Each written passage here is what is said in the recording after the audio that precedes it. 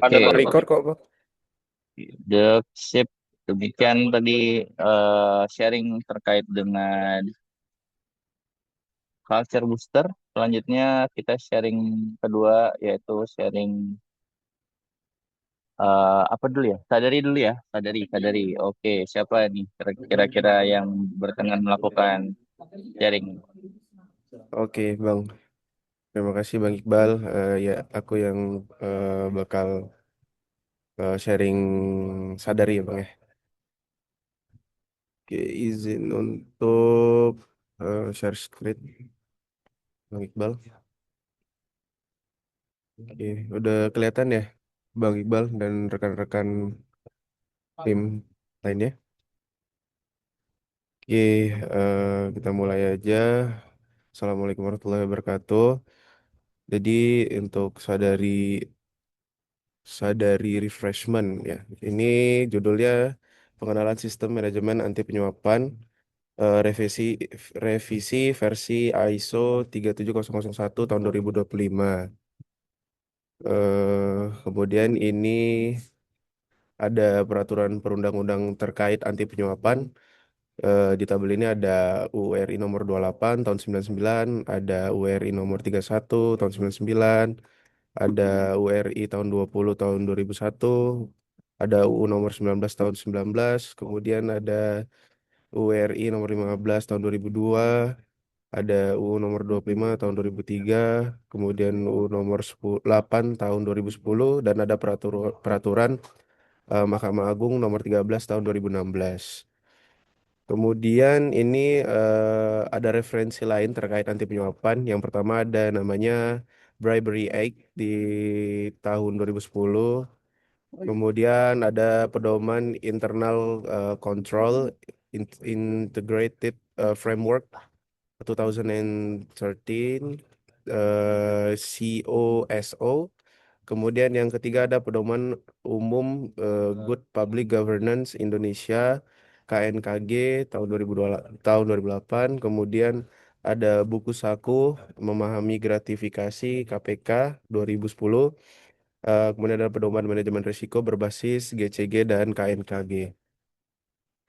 Nah, ini untuk bisa dilihat untuk konsep penyuapan menurut UU nomor 31 tahun 2000 tahun 99 dan juga UU nomor 20 tahun 2001, di mana untuk konsep penyuapan itu ya tentu berbuat curang ya kepada pengadaan barang dan jasa. Tentu saja ada kegiatan suap menyuap ya.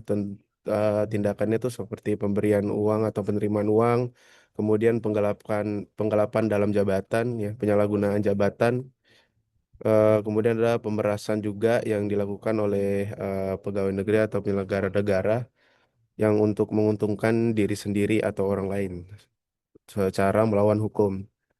Kemudian ada selanjutnya itu menimbulkan kerugian tentunya untuk keuangan negara dan perekonomian negara.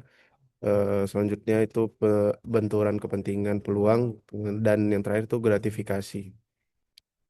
Oke, selanjutnya ini definisi penyuapan menurut SNI ISO 37001 tahun 2025. Di mana menurut SNI ISO 37001 tahun 2025, penyuapan itu tentu aktivitas menawarkan, menjanjikan, memberikan, menerima, dan meminta. Kemudian keuntungan yang tidak semestinya dari nilai apapun.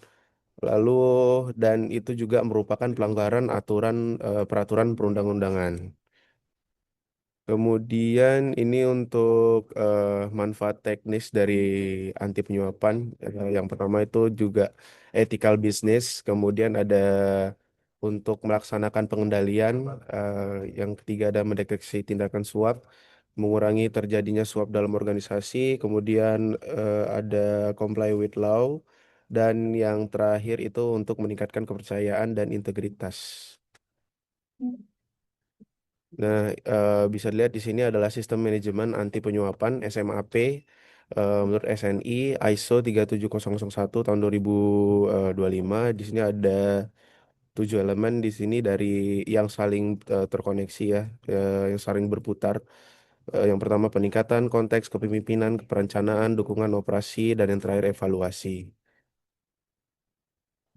Nah, ini untuk kenapa sih ISO itu penting? Ya, standar ISO ya tentunya untuk evaluasi manajemen anti penyuapan. Ini untuk bentuk penyempurnaan yang menuntut organisasi untuk mengkaji ulang dan memperkuat komitmen untuk integritas mereka. Nah, ini untuk fokus utama dari budaya anti penyuapan. Ya, salah satu perubahan ya atau perubahan versi terbaru ISO 37001 tahun 2025 itu adalah menekankan untuk jauh lebih kuat budaya anti penyuapan dan yang sebelumnya itu aspek ini hanya disinggung saja, tidak difokuskan. Namun kini terjadi klausal baru yang eksplisit. Nah, ini untuk perluasan lingkup dari anti penyuapan, integrasi risiko perubahan iklim dan konflik kepentingan. Kemudian ini untuk klarifikasi fungsi itu peran dan independensi fungsi anti penyuapan. Jadi ada yang tadi saya sebutkan istilah dari anti bribery compliance function itu bisa disederhanakan menjadi anti bribery function di dalam ISO 37001 tahun 2025. Itu perubahannya disertai dengan penjabaran yang lebih jelas dengan tanggung jawab dan independensinya. Nah, ini untuk struktur dan integrasi dari harmonisasi dengan standar ISO lainnya. Ada tiga untuk strukturnya, itu yang pertama harmonized structure, kemudian ada terminologi konsisten, dan yang terakhir ada integrated management system. Nah, ini untuk revisi klausel di mana penyesuaian struktural dan subklasifikasi baru untuk ISO 37001 tahun 2025 ini menghadirkan subklasifikasi baru atau struktural baru. Yang pertama klausal baru dari anti bribery culture 5.1.3, kemudian penambahan perencanaan perubahan clause 6.3, kemudian ada revisi di bagian awareness, kemudian ada penambahan area baru pada non non financial control. Dan yang terakhir itu perubahan urutan klausal di bab improvement dan non-conformity dan corrective action. Nah, kemudian ini untuk detail operasionalnya, penilaian risiko dan due diligence yang diperluas untuk di ISO 37001 tahun 2025 memperkuat pendekatan berbasis risiko, di mana ada, oke, oke, ini. Oke, mungkin terima kasih atas perhatiannya semua rekan-rekan Bang Iqbal juga. eh Baik, saya kembalikan kepada Bang Iqbal. Oke, baik. Terima kasih Bro Arik atas sharingnya untuk materi sadari hari ini. Selanjutnya